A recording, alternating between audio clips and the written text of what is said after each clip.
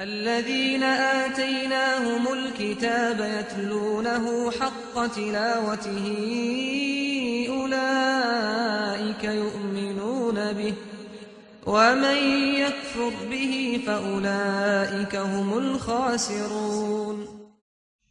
أعوذ بالله من الشيطان الرجيم. بسم الله الرحمن الرحيم. الحمد لله والصلاة والسلام على رسول الله وعلى آله وصحبه ومن والاه. أما بعد. Qarindoshlar, bugun sizlar bilan o'rtoqlashmoqchi bo'lgan oyatimiz Alloh subhanahu va taolaning Musa alayhissalatu vassalamdan hikoya qilib sura Araf'ninki 150 oyatidagi va akhadha bi ra'si akhi degan oyat haqida bo'ladi. Bu Musa alayhissalom bilan qarindoshi Harun alayhissalomning o'ttirida yuz bergan ajoyib bir voqelik. Ma'lumki, amalan bilamiz buni. Musa alayhissalom Tavratni olib kelish uchun ketdi.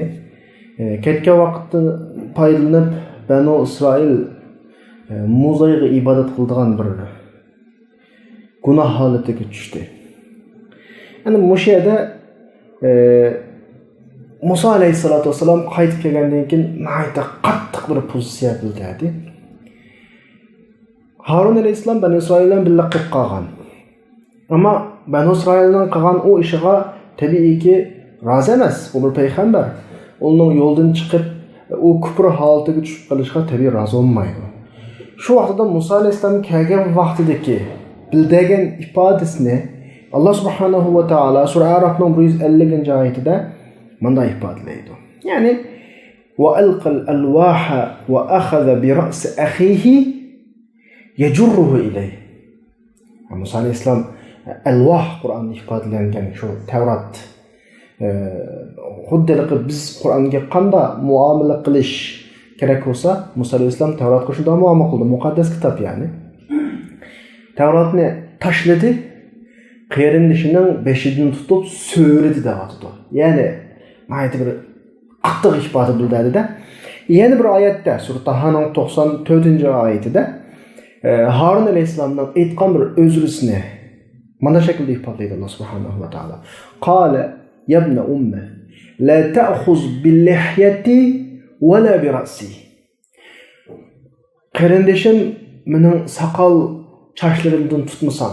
Ya'ni bu ifoda Musa alayhissalomning bu qarindishiga qilgan qattiq muomalasini shu vaqtida bildirgan qattiq inkosini ifodalaydi. Soqol chachlarini tutib so'rab, birodarning soqol chachlini tutgan holatini tasavvur qilib qo'yinglar.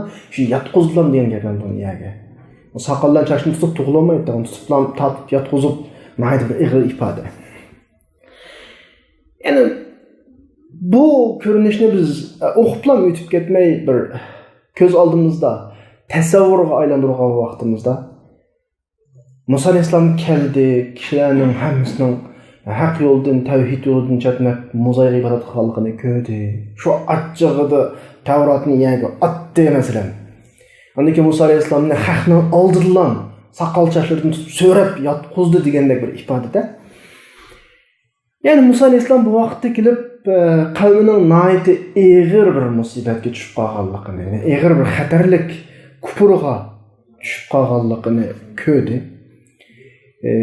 Shu vaqtida Musa alayhissalomninki mana yuz bergan og'ir masalalarga qarata. Buni biz bugun sizlar bilan o'rtoqlashishimizda bizda og'ir masalalar yuz beradi. Bizdagi ish egalari, rahbar darajadagi kishilar qanday pozitsiya bildirish kerak bir ifoda va bir misol va. Ya'ni Musa alayhissalomninki bu yerda keskin masalani o'nglash uchun, vaziyatni kontrol qilish uchun bildirgan keskin ifodalaridan bir necha xil ifodani yuqorqi oyatdan, yuqorqi voqelikdan xulosalab olsak, birisi Musa alayhissalom o'zining g'azabini ifodalash shaklda nihoyatda kishilarga ta'sir qilgudek bir holatni ifodalagan. Ya'ni Tavratni otqayaga bu oddiy ish emas. Xuddi biz Qur'onni otqandek bir tuyg'undi bu nihoyat gunoh tuyg'usi, ammo yuz berayotgan ish pek og'ir ish. Bunun qarta ashta ifoda bildiğimiz olmaydı yani. Qo'rqitish masalan. Hayotdagi xatolar o'tkazgan Banu Isroildagi yo'ldan chiqarganlarni qo'rqitish bu bir. İkincisi xalqning oldidan o'zining qarindishi. O bizning o'zining qarindishi. Yana bir nuqtadan o payg'ambar o. Buni aytib ig'ir bir jazoladi. Buningdan nima ifoda chiqadi desa, qonunning oldida, dasturning oldida, jinoyatning oldida hech kim savol so'roqsiz qolmaydi. Valla u payg'ambar bo'lgan taqdirdami, har qancha odam bo'lib kelsin, qoidaga xiloflik qildi, yo'ldan chiqdi, o'zining mas'uliyatini ado qilmadi, cho'qim jazolanishi kerak. Bu tuyg'u, ya'ni payg'ambarning chasaqildan so'ragandan keyin boshqalar bo'ldi endi. O'ziga nima qildiganligini biladi. Bu ikkinchi nuqta, muhim nuqtadan birisi. Üçüncüsü şu ishqi kishilarni so'rab akirgan Samuriyni hayotida davomlashadigan mangulik jazodan birini berdi. To'rtinchisi Banu İsrail o'zining ibodat qilish uchun yasagan shu oltindan yasagan shu muzay shakllik shu haykalni ko'ydirib tashladi. Oltindan yasalgan amaliyotda. Ya'ni bu yerda kishilar shuni ifodalab bermoqchiki, "Ma oltin qarang, bir kalulun tang oltinni tasavvur qilib boqing. Zo'r iqtisod endi buni. Musa alayhisalom shu vaqtda ko'ydiryapti." Yani demekçi ki bularning tushib qolgan diniy zarar, diniy ziyon tasavvur qilasiz. Buning oldida bunchalik oltinning ko'ydirilishi hech qancha gap emas degandek bir xil ifodalarni ifodaladi Musa alayhisalom.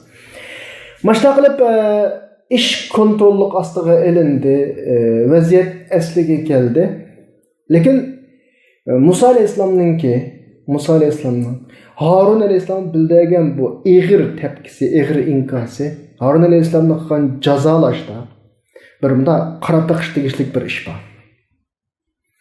Harun alayhisalom shu vaqtida o'zining shu vaziyatga tushib qolishidagi özrüsini manda bayon qiladi.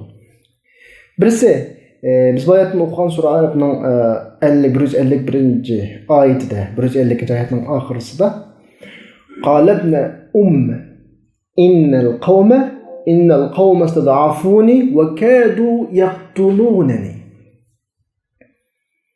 Nima adamlar ani topdi, men aciz gap qoldim, meni o'ltagili tas qoldi degan ifodani bildirdi. Musa alayhisalom buni qabul qildimi, qilmadimi?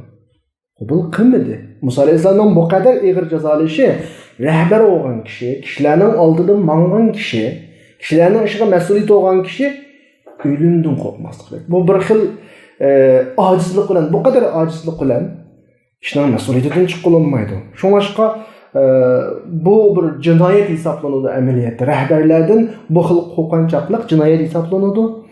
Musa alayhisalom bu yerda mag'firat talab qilib osmonga qo'lni ko'tarib şu ayetning o'zida qala robbighfirli va li akhi va adkhilna fi rahmatika va anta arhamur rahimin. Mening gunohimni, qarindishimning gunohini kechirib bizga rahmat qilsa deb mag'firat talab qildi. Bu nima desa, ish egalarininki, sepning oldida manganlarininki ba'zi o'zidagi shaxsiy zararlardan yoki cho'ngroq aniqroq degan vaqtimizda jiniga keladigan zararlarni qo'rqib, masalan meselelerge sal qarash, acizlik ko'rsatish bu qat'iy to'g'ri emas. Rahbarimning intayin kaslik ifodasi bu bir bizning bu yerda oladigan bir muhim nuqtamiz. Ikkinchisi Harun alayhisalomning ko'rsatgan yana bir bahonasi bor. Sababi bor.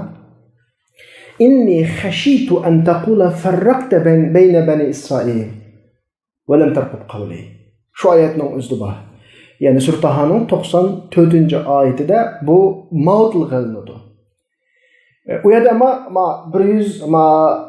bayatın o'qigan Sura Arafdagi oyatda duo qilgan, gunohiga mag'firat talab qilgan oyat bor. Ammo yerda u yo'q. Ya'ni bu banani, bu sababni bir qadar muvofiq qurilgan yoki o'zir qabul qilingan shaklda ifodalangandek tushundik hisobda. Bunda olganda nima desa, bir millatning, bir jamoatning o'tturini bilib o'tish, birligiga to'sal bo'ladigan yoki birligini pojlaydigan har qanday ishga yo'l qo'ymaslik. Ya'ni birlikning intayin muhimlik darajasi ifodalanishi kerak bu yerda. Shuni olib biz bu voqelikni anglab o'tdik. Bundan bir qancha xil mulohizlarni olgan bo'ldik.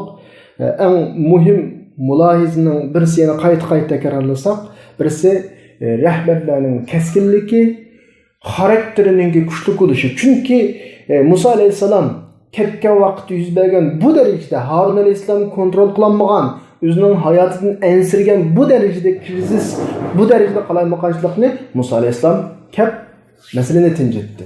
Musa alayhisalomning bu yerda apkaga bir cho'ng qo'shini yo'qdi, va yoki boshqa kuch yo'qdi. Faqat ish qisog'ini kuchli rahbarga loyiq bir xarakter. Bu bizning bugun oladigan muhim nuqtamizdan birisi. Ikkinchisi, bo'linishning intayin xatarlilik masalasi. Mushu masalani biz bugungi oyatimizning mulohazasidan olsak bo'ladi. Alloh hammalarga o'z atrofimizdagi mas'uliyatimizdan chiqadigan kuchli xarakter ato qilsin.